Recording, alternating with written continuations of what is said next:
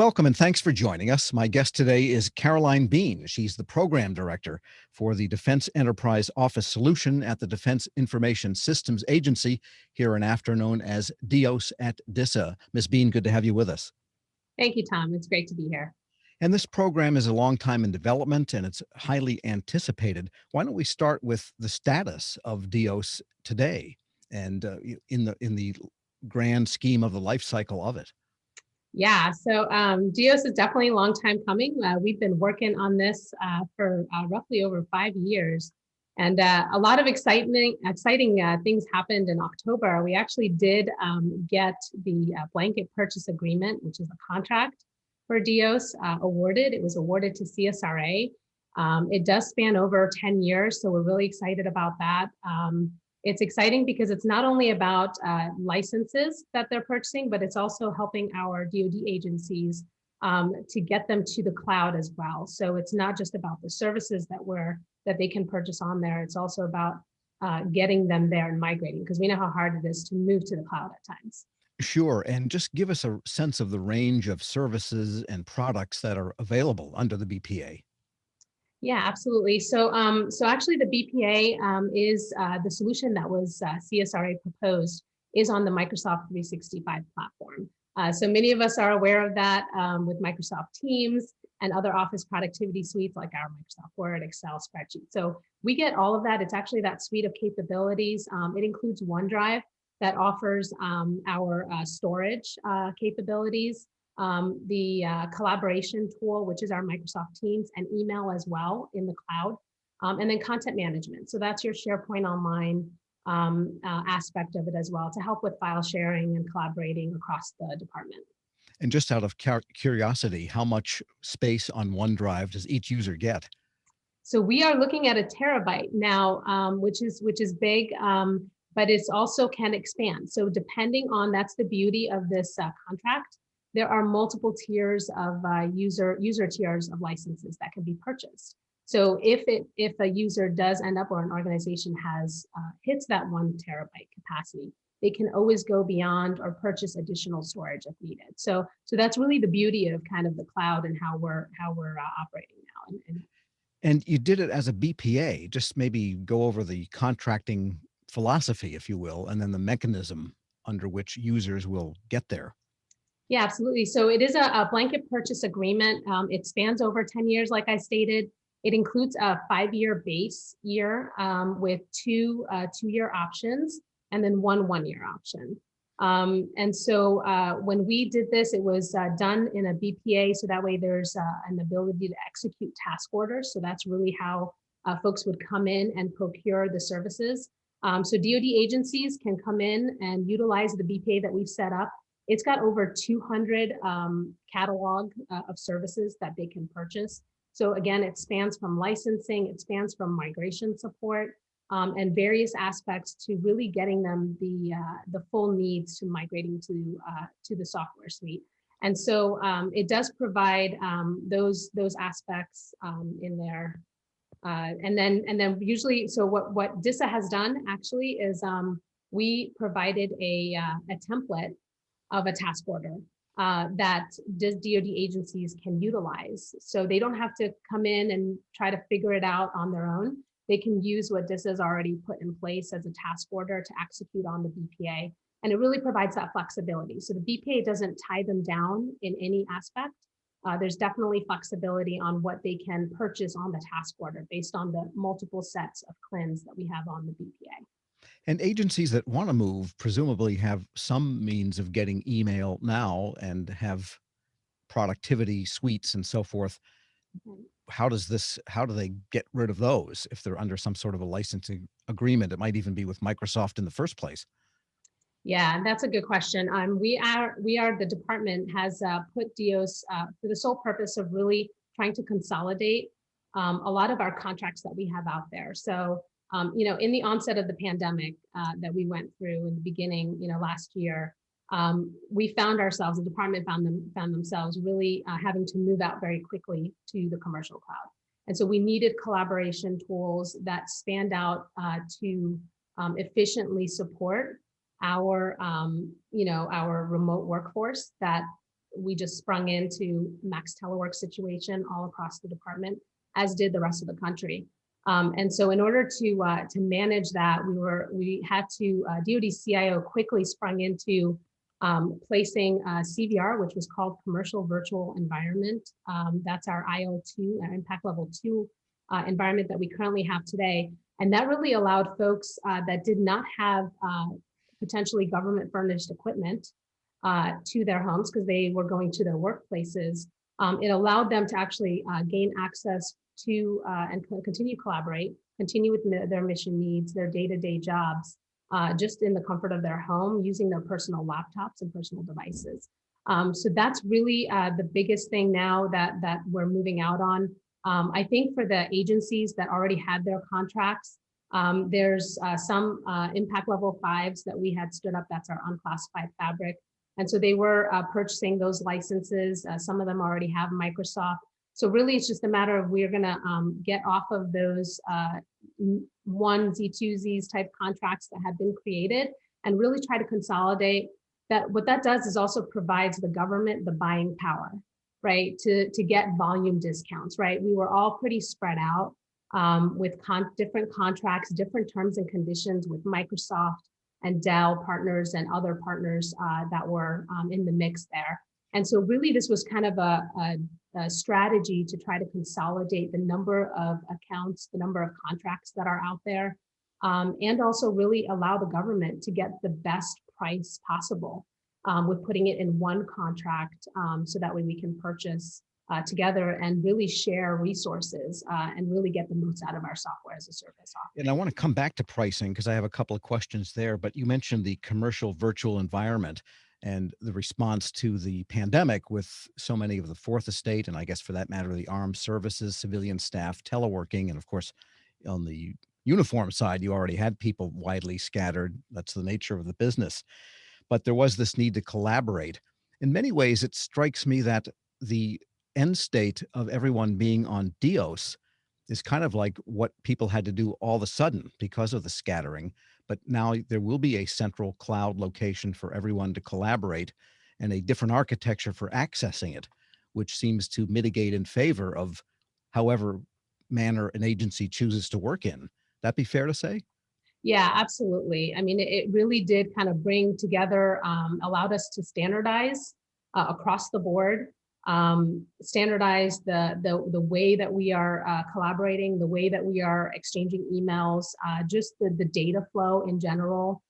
So really the department kind of was essentially just pushed into this culture change. Many of us experienced this culture change just in our personal lives. I know with my kids going schooling and virtual. And so there was a lot of things that just the way that we just did our day to day just totally changed in our lives. And that was the same way with the culture change and the shift that occurred with the government and the department. We had, we were teleworking before, but this really kind of sprung into action, really strained, obviously put a strain on networks. So there was a lot of expansion that needed to be done. To ensure that our VPNs were up and ready to support the max telework situation that we were in. And so that's really the CVR kind of jumped in to fill the gap for those agencies that were not prepared to go max telework. There were many agencies that were in that boat and literally had to shut down for just those few days in the beginning there of the pandemic. So this was definitely a quick way that we put into the impact level 2. That's what CVR is about. And really DEOS is kind of that enduring capability. So if you think about what CVR is today, what it offers, it provided a quick Microsoft Teams approach, essentially is the way that we took it. But really the bringing in of the DEOS and what we're doing, stand up in impact level 5 and do that for the entire department to continue in a federated way. We did that. That will also include the email aspect of it because we didn't have email aspects with CVR. So we started evolving the capabilities and we're able to now bring in a lot more of those cloud capabilities and really maximize the use of and the commercial parity that Microsoft is bringing to the table. So we can really expand on that. Sure. So from a network standpoint, do agencies have to make modifications in order to be able to take advantage of DEOS? Yeah, so DoD agencies definitely will need to ensure that each of their local networks are ready to access 365. So things like their routers, firewalls, ports and protocols, right? They have to do some fine tuning. And DISA honestly has already done that. We figured a lot of it out because we recently migrated over 17,000 DISA and JFHQ DODIN users onto the 365 impact level instance that we've stood up.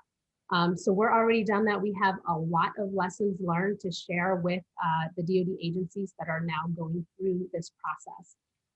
So there are also tools that we have built along with our Microsoft partners and our vendors industry that they can run in their networks to be able to provide them kind of like a quick evaluation of maybe some of the potential access issues that they may encounter early on in the migration process. So it kind of gives them a head start to start figuring out, okay, what do we need to do to prepare and fine tune some of our networks so that way we can actually access and our end users can access the Microsoft 365. And of course, DISA has experience in this area. So do you have templates for, so to speak, for what agencies need to do in that groundwork, like a model reference for how your architecture should be to take advantage of this whole cloud collaboration environment? Yes, we definitely do. We have a lot of lessons learned. Of course, not every network is built the same. And so there's definitely going to be nuances that we're going to have. But we're going to definitely share with them, how we went about, changing up what our firewalls, what our configurations were within our networks. What are some of the cybersecurity aspects and challenges that we approached? And so we're going to share all of that. So we're actually creating a lessons learned document that's going to continue to evolve as each user starts coming in. DISA is all about doing a DISA first approach. So we want to be the guinea pigs prior to bringing on our end users. And so we've really built a pretty lengthy document, a list of items that, here's what you need to check for. Here's some of the limitations that you might see with migrating. So we've done a pre, during, and post-migration lessons learned, and we're certainly sharing that information with them. We also have a lot of our technical experts that can jump in and certainly walk them through this. So they won't be alone in their migration, moving this. And we do have a very quick time frame of getting them off of CVR due to the decommissioning that's happening in June. We're going to decommission CVR and move on to the enduring capability for the IL5 instances. So we've got a very short, aggressive timeline to get these folks in. Yes, as we speak, then only 4 months or so really till this kickover. But it's safe to say then that this, well, there's one expression, I'll use a different one. You have drunk your own champagne. We sure did. And any early lessons learned, by the way? There were a lot, a lot. I think a lot of it was also because we were still operating both on CVR. We still had the access to CVR, and we also had our new IL5 instance. And so, of course, there are changes in what the expectation was, the way that we maneuver through CVR, maybe even capabilities that were in CVR that may not necessarily be there in IL5. So we're continuing to work. We have a capability spreadsheet. So we're setting those expectations for our end users, for our DoD agencies. So that way they know, they're aware of kind of coming in. Really, I think the biggest thing, the biggest hiccup that we had when we migrated all of our users is, those two platforms. One is an impact level 2, which is, on the commercial cloud. And then the other is a government cloud, commercial cloud platform, which is IL5. That's our impact level 5. And so when you have a meeting, some folks were still setting up meetings, on CVR, and we were users were still using DoD 365, the IL5 instance. And so when they clicked on a meeting on CVR, they were actually logged into the IL5 instance. So there was a bit of an education that needed to occur as far as, make sure you're looking at whether this meeting is on CVR or whether it's on your IL5 instance, because it does matter when you click. So there were definitely a lot of user type education that we needed to do just to figure out how to maneuver through these different chat capabilities now that we have in our fingertips. And let me just reintroduce you for people that might be tuning in a little late. We're speaking with Caroline Bean. She is the program director for the Defense Enterprise Office Solution at the Defense Information Systems Agency, DEOS at DISA. And just to make sure, tell us who is eligible to use DEOS within, is it everybody in the Defense Department? Yeah, that's absolutely right, Tom. It's everybody in the Defense Department, all defense agencies, a lot of our combatant commands, military department agencies, which are already, some of them have already experienced an IL5 already and are using Microsoft Teams today. So yeah, this is really geared towards our Defense Department and their partners. And what about the OCONUS issues? Because you've got some scattered organizations that may or may not have the connectivity and the access to domestic cloud instances. So how does that all work? Yeah, so DEOS actually covers that. That's part of the scope. And this is why we were really excited to get and very anxious to get DEOS up and running and get that awarded. So we will be meeting, we have been meeting with our CSRA partner in order to start strategically figuring out what our outside of the continental United States is going to look like. And not only the OCONUS situation, because we're so federated, that is going to be something that we're going to have to work with. Microsoft is working on their impact level 6 aspects. So SIPRNet and the classified environment is important as well. And so as we start kind of figuring out, okay, how is this going to work with our overseas and even more so our more network challenged users? So we've got a lot of folks that are, we call in the hole. They have limited bandwidth, they're disconnected, intermittent bandwidth, so they don't have enough bandwidth to kind of do the things like video and voice that we're doing with some of the tools. So we definitely need to cater to those mission needs. So we're certainly strategizing, and this is really the entire department coming together to figure out how this is going to work. We've had multiple pilots already with the Navy, Air Force, the Army as well. So we've kind of all come together to figure out what are the use cases that are out there and make sure that we kind of can hit each of our end users. And overseas was definitely one of them. Now, I will say that we actually have DISA has a bunch of field offices in various areas. So we've got some in the Middle East, we've got some in the European area. And so those users are actually coming back we've migrated them to the IL5 instance that we have that's here in the United States. And so they have not been experiencing any issues, any lag or any, concerns there. So we feel that we probably met a lot of those users that are OCONUS, but that's still, I think we still have a little bit to kind of work through and make sure that we get the cloud a little bit closer to them. And I wanted to just drill down a little bit into the Navy because they have a unique situation of shipboard because there are many tens of thousands of people on ships at a given time, whereas the Air Force and the Army, at least when they do this kind of work, they're on the ground somewhere. But in the case of the Navy, you've got ship architectures and you've got the Canes program, and they're most of the way through upgrading ship networks. What are the compatibility issues, I guess, is the way I would think to put it, for what's on a ship and DEOS? Yeah, that's definitely a problem statement that I think we've been working heavily with Microsoft, right, and other partners, industry partners, to try to solve this problem. We're not there yet, but we are getting really close. I think the challenge is that when they are disconnected, how can they run essentially their own little mini cloud on the ship while they're kind of disconnected, and then when they come back to their home base, then they get connected, syncing up with those aspects with all of the infrastructure, right? The home base infrastructure. So that's really the challenge that we're going through, but we definitely have not solved that problem, and that's something that I know the Navy is heavily involved in and definitely front and center on that issue. And getting up to the agency level here, does an agency have to move all at once? Because how can you have some users on whatever legacy email and productivity platforms they were on and some on DEOS? Yeah, that's a great question, Tom. So really, there is some flexibility there. We have a lot of our agencies that we're working with are already on our legacy enterprise service called Defense Enterprise Email. And so those users, we have solutions for them. We have a hybrid exchange that sits in between the cloud and also the on-prem.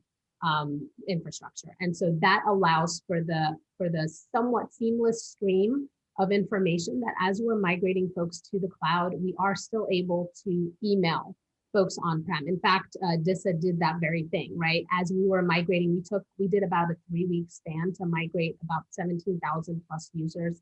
And a lot of that, we can probably go faster, but a lot of that was obviously we were learning the lessons. We were kind of the guinea pigs eating our own dog food type things. So there was a lot of things that we were working through within those 3 weeks. But ideally, we went through the same thing. So we were able to migrate some users onto the cloud, and while others were still on-prem. So we just knew what those limitations are as far as those that are provided as delegates. We tended to migrate the delegates and their those that they're delegating their email boxes to or their calendars to. We needed to migrate those folks together. So there's some exceptions that we needed to take into account when we migrated. But certainly that seamless, back, the on-prem, those that are still in legacy and those that are on cloud, that hybrid exchange that we've set up allows us to continue to communicate and use email and collaborate with them just as normal. Right. So from the individual user standpoint, then sounds like you're doing a lot of work to, if you will, abstract the technicalities so that they don't feel that, geez, the guy down the hall's on a different system than I am. They just are able to keep operating as the migration occurs. Yeah, that's exactly right, Tom. Yeah, we try to make it as seamless, does not impact their day-to-day operations from the end user perspective. And from the network administrator standpoint, what about Active Directory and all those instances of directories for the existing non-cloud based email systems or the legacy email systems operated by DISA, the Defense Enterprise Network? How does that all work to get rid of, presumably you would want to get rid of directories as you move to DEOS too, and all the management that goes with those? Yeah, we're actually in the process. Global Directory is what we call it. So the Global Directory is stood up. It's running, it's operational. DISA with our IL5 instance is attached to that Global Directory. So the plan is, and the strategy for the department is to have that one Global Directory. So everybody connects into that. And so we can search on the 2.8 million users across the department without any strains or any challenges with collaborating with each other.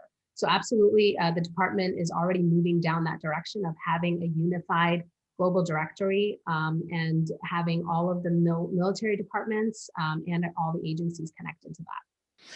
So with a global directory, there's some consolidation that's happening. What's the continuity of operations plan when there is everyone on a single directory on a single system worldwide?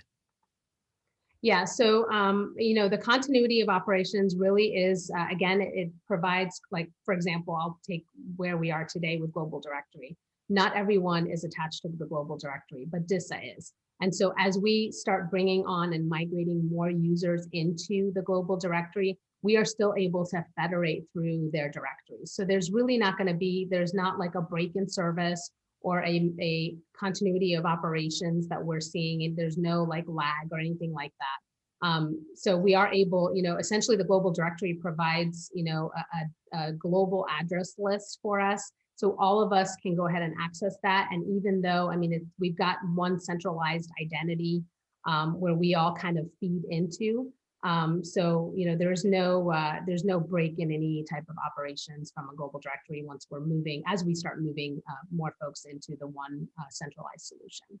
Because sometimes the big worldwide cloud providers do have hiccups, and sometimes they last an afternoon or something, on the commercial or on the consumer side where you don't have paying customers, but nevertheless, these things do occur. So are you asking Microsoft and the cloud providers, which is Microsoft, to have multiple instances of everything so that you have almost like in the old days, RAID striping across to be able to recover that concept in the cloud instances of DEOS and all the users and their data?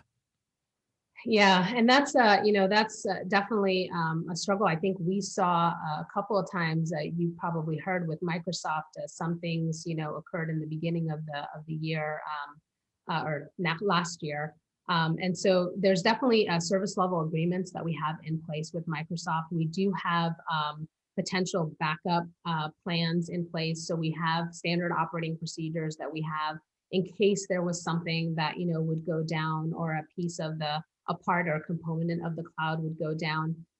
There are also, within the agencies themselves, we also have storage on our own clients, right, in our desktop. And so that's another backup plan that a lot of agencies already have set up.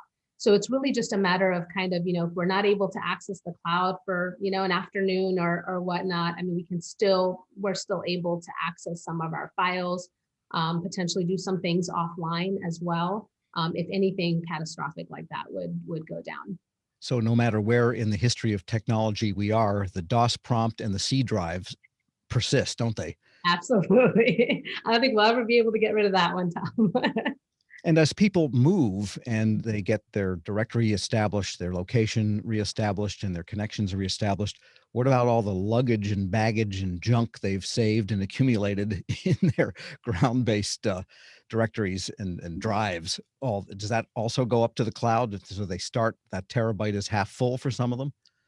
Yeah, so that's a good question, and that's one that we get a lot. Obviously work through a lot with the agencies. So that 1 terabyte that I mentioned is just for the email. There's OneDrive that had a different number as well. So storage are somewhat separate in that area. So they get a little bit more than that. So it's not like if I have a ton of documents, it's going to take away from my email quota. So they do have them separated that way. There's also a lot of like shared drives that we have as well. So like OneDrive is a big one. But certainly, at the organizational level, there's definitely some things that, again, increasing the quota, increasing storage, paying for more, those types of things is definitely something that's available to them, and they can certainly do. So yeah. Yeah, it's a good idea to ask people to maybe clear out some of that stuff before they do switch over, and that's Yeah. kind of common practice too, isn't it? Yeah, and that's actually what DISA did, right? We sent out, blasted out emails and said, hey, start deleting things, really delete things. Make sure you go in your deleted items and actually delete them permanently. But there, honestly, there is a lot of folks that have PSTs. I do, because that's how we store things, and that's how we kept things, because I can go years back and try to find a file that I did in another program. So those files at some point, yeah, we are going to be able to get them to migrate those in and actually put those on the cloud. That's going to be something that we set those expectations with our agencies, that just because you move your users to the cloud, it does not mean that you have all of your content. That's a totally different effort. And so we're starting to kind of talk through, what does that look like, migrating, SharePoint, for example, to SharePoint Online. That's an effort, right? And what we're doing within DISA is we are, again, being DISA first and following that model there. We want to go and do it ourselves first. And so we're definitely figuring that out. We actually are going to probably create a centralized area where we can go ahead, and we call it a migration factory, where we will actually put, essentially churn in SharePoint sites and get them to translate and go ahead and refactor them. So that way they're ready to go to SharePoint Online. So there's certain things that we are doing to make it a lot easier for the agencies to really just try to do a pickup and lift it, maybe do some refactoring, fine tuning on them, on their SharePoint, on their PSTs, and then push them into the cloud. So that way they have their data all in one area. Yes, because the clutter of people saving things is a non-trivial matter, because it really adds up to very costly, and it can slow down networks and things can get lost and so forth. So is part of the, I guess, the big idea behind DEOS is that we're going to stop emailing copies of PowerPoint presentations and everyone will collaborate on the same one, the reference copy, the single copy of record in one place. And so there'll be much less of that individual keeping and emailing and which version do I have. And that's how you really build up to terabytes to petabytes of storage in an organization like DoD. Yeah, you hit it spot on, Tom. That's the big culture shift that I was kind of also talking about. Is I really am, even just in our own personal lives, a lot of us, really don't email much anymore, right? I mean, it's a lot of, we chat, we text. That's kind of our communication, the way we communicate, the way we collaborate is totally different in our personal lives. And that's exactly what I see that's happening right now. I mean, really, if there's any silver lining in this pandemic that we can call out, is really the opportunity for the department to just move out. They were kind of forced into this, but we are seeing the benefits of doing that. We're seeing that, being able to not email documents. I mean, it's right now happening where I barely get a chance to look at even my emails. Really, my email now becomes more of an official record. If I want to, say that I've approved something, we go ahead and use email to do that. But a lot of our collaboration is being done on Microsoft Teams. I'm able to go in and join groups, make phone calls right there from my Teams account. It really is a totally shift in the culture that the department's used to. So absolutely, we're going to start seeing probably a decrease in the amount of emails that are flying around and attachments that we tend to send folks. And we're just going to all go into, a document repository and just, right from there, start editing and have, real time conversations and collaborate, on a document that way. Yeah, maybe you could have a contest to find the worst hoarder online in the entire DoD and hold that person up and say, don't do this. Our guest is Caroline Bean. She's the program director for the Defense Enterprise Office Solution at the Defense Information Systems Agency. And there is a variety of users and types and roles, needless to say, throughout the Defense Department. To what degree can DEOS offerings be customized for each individual, say, work group or each individual user? Yeah, so DEOS was created, the agreement that we put in place was really created to make sure that it meets all the needs for anything we're talking about with collaboration and productivity suites. And you're absolutely right. There are different types of users. There's different ways that users utilize, right? Our warfighters utilize the cloud and will utilize this software a lot different than, your business and financial user. That's looking at spreadsheets all day. And so we definitely did, we have tiers of services, tiers of licenses that we put in place for on the DEOS contract. And to be able to be flexible, to switch, so agencies don't have to be tuned in on just having to purchase, specific set of licenses and only have that type of licenses for all their users. They can have a combination, a mix, a variety of licenses available based on their user base.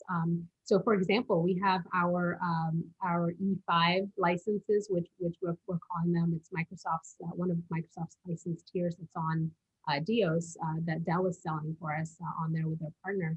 And the E5 and the E3 are different, right? The E5 provides maybe some of for our VIPs, our senior levels. Those have different types of, litigation hold, retention policies to retain type of data, their exchanges that they're having day to day.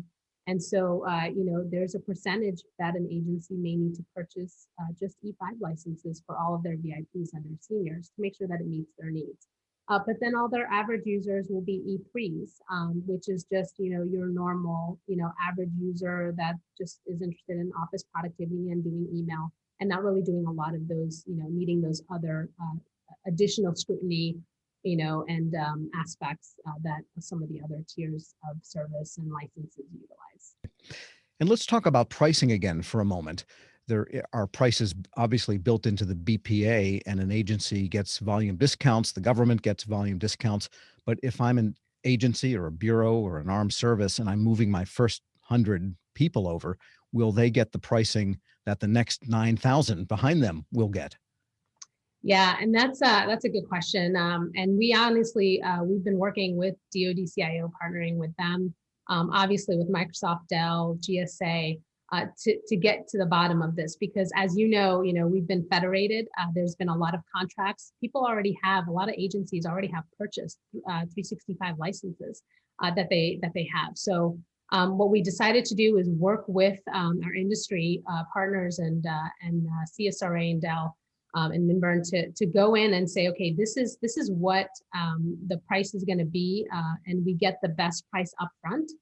So that's really what we are targeting. We've done that with some of our cybersecurity tools. Cybersecurity is front and center for the DoD, and so we've had to ramp up, obviously, our cybersecurity tools with this new technology that we're bringing into the department. And so, yeah, absolutely. The first user that's coming in is getting the same price as the ones that are going to be coming afterwards. We're working also a lot of the volume discounts. So the DEOS BPA did present a 1 million and a 2 million mark. And so the plan for DEOS, the landscape changed a bit when we got thrown in, and everyone kind of had to go quick and do their thing. But now we're starting to kind of bring everyone together on this one contract. So that's why this DEOS contract is really important and critical to making sure that we gain those economies of scale that we all want to have throughout the department, and to save some dollars for us. And more users are mobile. And does this all work on mobile devices? It sure does. Yep. Yeah. So when you get those licenses, it actually works on, I believe it's up to 4 devices. So that includes your desktop, your mobile device, a potential handheld device that some of our seniors have. So yeah, it does span out to both the mobile devices as well. And here's a really detailed question. Are you allowing people to store passwords in browsers? I don't think so. It's a lifesaver if you can, but I can understand the cybersecurity implications if it's not allowed either.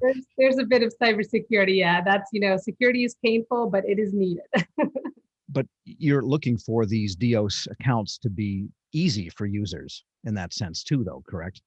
Absolutely. And that's really the beauty of Global Directory, right? I mean, the moment the user signs on, they are signed on for the entire suite. So if I move from Outlook to Microsoft Word, for example, or Excel or Microsoft Teams, I'm still logged on. So there is that single sign-on because we have the VPN that's right underneath there.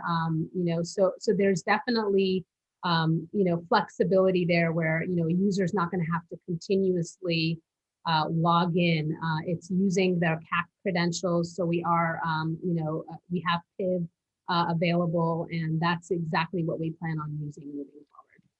And providing productivity and email and all of these services to users has been a major effort for IT departments, commercial and government, pretty much forever. Do you envision, as agencies go to DEOS, that the burden on agency and individual armed services and so on, IT staffs, bureau IT staffs, will be lessened in some way, that they can devote their time to other issues? Yes, that is honestly one of the goals of DEOS, and what we had essentially placed, the reason why we placed DEOS on, and we're tackling that and having that strategy in place, is because we did want to free up, technical resources, resources, funding resources, right, infrastructure, start minimizing the footprint of a lot of these agencies that are running their own, services. They're running their own legacy services. And so really this all kind of comes together in DoD CIO's strategy, IT reform strategy.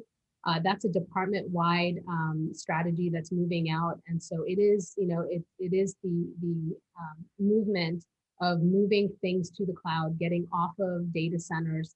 And what that also does, it benefits us from a cybersecurity perspective, because now you've got, you have one centralized area where you're starting to kind of centralize, and you can really put the protection that's needed and defense that's needed in that area, instead of, a scattered cybersecurity where we have multiple threat vectors for our adversaries to find. So really it is twofold. It helps us both on the cybersecurity front, and it also frees up resources that agencies can focus on their mission critical needs and priorities.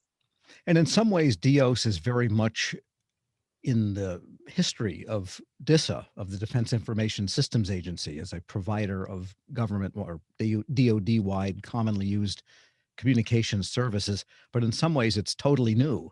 How does this change DISA, the whole DEOS deal?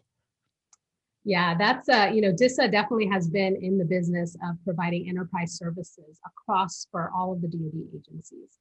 And so we have multiple enterprise services that are here today. And that may continue in a smaller support because we still have some unique mission requirements that we have. So those services may continue. But things that DEOS plans on, we're doing the same thing, right? We're minimizing our infrastructure. We're closing down some of our legacy services. And so really this is changing the way that this is moving out. We're starting to embrace the cloud more. There's always going to be a need for data centers. There's always going to be a need to have on-premise infrastructure for unique situations. But I think more and more we're starting to see kind of that shift to embracing the cloud, because honestly, our commercial cloud providers, I mean, they've got that, figured out in the industry. And so we certainly want to get the best in our own, in our department that we're used to, having offered in our personal lives. So we're starting to bring that into the department. And technical and business offerings in the industry are constantly changing, and maybe in some ways the change is accelerating even now. Whoever dreamed we'd be in this kind of cloud collaboration mobile era? So how do you gauge the future, and how do you keep DEOS future proof 5, 10 years down the line? Because this is a door that you're opening that you can't back out through anymore at some point.